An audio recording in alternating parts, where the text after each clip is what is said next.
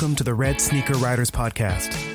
News, interviews, and writing tips for people who are serious about having a writing career and want some practical knowledge to help them achieve it. Your host is the nationally best-selling author of more than 50 books, William Bernhardt. Hello, Red Sneaker Writers. This is episode 42, going out on April 6, 2020. First off, I want to thank so many of you who have written me in the past couple weeks, not just to get the free book I offered last time, but to thank me for the books on the podcast and to tell me how important they've been to your writing life.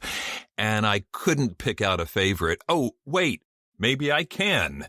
I'm going to single out and probably completely embarrass Sophia Burton in New Zealand, my wonderful correspondent from the other side of the world who listened to what she said. I'm quoting. Sophia says, I just listened to your latest Red Sneaker podcast and really want to thank you for writing the books and putting out the podcasts. Before I first read a Red Sneaker book last year, I didn't realize there could be such helpful, practical tips for writing. I'm going to skip ahead a little bit here. She mentions, as you probably already know, New Zealand is in lockdown for a month. We just started on Wednesday, and I'm looking forward to using this time to hopefully get the first draft of my novel written. I've been using your books to help outline my story and create characters for a few months now, and I'm excited for the next step. Well, Red Sneaker Writers, I just gotta say, is that the right attitude or what? Sophia, thank you so much for communicating and now communicating with all of us to tell us that even in the worst of times, you're going to take your time and put it to good use to advance your writing career. And let me just say to everyone that the offer still stands. Just drop me an email. I will send you a free digital copy of any one of the 9 Red Sneaker books on writing. You tell me which one, and I'll email it right back to you. You read it, and then you get right back to work on your writing. Use this time. Of course, you can't spend all your time writing, so just in case somebody's looking for a really good book, let me mention that my new novel, Twisted Justice, is now available for pre-order at Amazon and most other online bookstores. This is the 4th book in the series of legal thrillers I've done featuring Daniel Pike. If you read the last one and you remember how it ended, then you've probably got a pretty good idea what this one's about. And if you don't remember, just go log on and look at Twisted Justice and think about maybe ordering it. You know, we gave some thought to delaying the release given all that's going on in the world, but ultimately decided no. People need books. Writers need to write.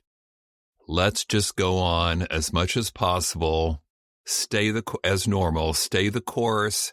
Keep doing what we're doing and hope for the best. Everybody's doing their best, right? I assume everybody's doing something to pass away the time when they're at home in self-quarantine. My 2 boys, Ralph and Harry, have started a YouTube channel where they're posting movie reviews. And you know what? I'm a little prejudiced, but I think they're really good. So if you've got a couple more minutes on the internet, make these boys insanely happy and go subscribe to their channel. It doesn't cost anything. You won't get any email, but you will make them and listen to the movie reviews. I think they are pretty darn good. And of course, most of those movies are streaming now, so you can watch them anytime you like. On this episode of the podcast, I'll talk about the latest news, I'll offer writing tips, and here is a very special treat. We've got an interview with the insanely successful New York Times-bestselling author, William Martin.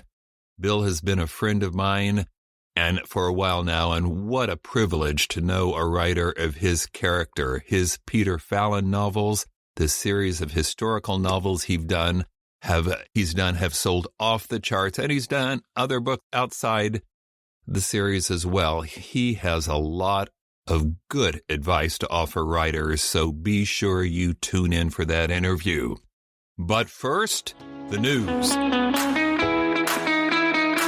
It's probably no big surprise to any of you that the biggest news in the writing world right now has to do with the coronavirus crisis and how everyone is trying to adapt to that, including writers, including distributors, including publishers. But what I take away from this most significantly is the enormous generosity of people in this creative community. I mentioned a few of these last week, these generous gestures, and now there are even more. Scribd is offering free access to all of its materials, all of them, for 30 days. Amazon's Kindle Unlimited subscription is free, completely free, for 2 months. Apple is offering free eBooks and audiobooks.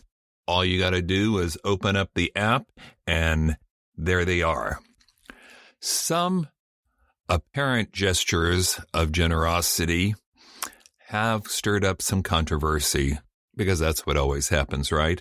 The New York Times recently ran a big article talking about the Internet Archive, which for a while now has been taking donated books and making them available digitally, but on a limited basis. Well, recently they've announced that they're dropping all restrictions on ebook lending and creating what they're calling a national emergency library, basically to help readers, to give them something to pass the time during this crisis. So now no more wait lists, and every book in their catalog, which by the way is more than 1.4 million ebooks, can be borrowed simultaneously at any cost. The flaw, of course, is that since they're not charging, they're also not paying any kind of royalties, any kind of compensation to authors or publishers. You can imagine how that's controversial, especially in many cases where people had nothing to do with the donation of the book, and now it's being lent out, and nobody's getting the appropriate royalty. Well, on the one hand, I'm glad people can get books, but of course, I'm a writer, and my best friends are writers, and I love writers, and I think they have a right to be compensated for the work. Probably nobody's going to be filing a lawsuit against the Internet Archive right now, but it's going to happen eventually, especially if they keep this up. In fact, some people have speculated that that's what they want, that they're trying to compel someone to file a court case that's going to lead ultimately to a change in copyright law. Well, I would be in favor of defining copyright law clearly, but I'm not going to be in favor of anything that allows books to be lent digitally without the appropriate royalty paid to authors and others in the chain. I think it's worth noting that even many librarians have spoken out against this policy. Libraries, of course, lend books, but books they have paid for, and usually libraries pay a higher rate because people are factoring in the fact that that book will be read by many people when it's lent out. Libraries are already under attack. Some of you may have read about the conflict going on with Macmillan and libraries, and people are worried that this may damage the publisher-library relationship even further. Right now, we all need to stick together, and I want everybody to have the books they need to help them get through this. But I will always stand up for the rights of writers who have been ripped off, put at the bottom of the food chain for too long. Writers are the people creating this work.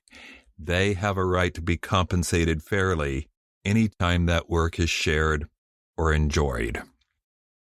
Outside of the world of donated books, what's happening? Well, this is probably not going to be a big surprise. Book sales are falling overall, although there are some exceptions. Just in the 2 weeks since most people went into self-quarantine, adult fiction is down 15%. Adult nonfiction is also down. Even Christian life books, which historically have shown strong sales, but that's declining right now. What's the exception? Juvenile nonfiction, particularly educational or textbook type books. They're seeing sharp increases. I have to assume that's because a lot of kids are at home right now who wouldn't have been otherwise, and parents are being put in the position of homeschoolers or at least home supervisors, and they need more written nonfiction materials to help teach their kids. Of course, the picture is pretty bleak as far as brick and mortar stores go. Barnes & Noble is closed, as I record this, at least 60% of its stores, and is probably going to be closing more as more and more states have a complete shutdown and tell people to stay at home.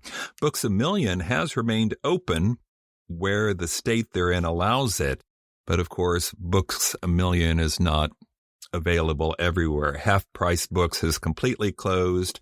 Most independent bookstores have closed, many of which are kind of on the tightrope anyway, so this crisis is likely to hurt them. James Patterson and others have announced a contribution, a donation they're going to be making to help support independent bookstores.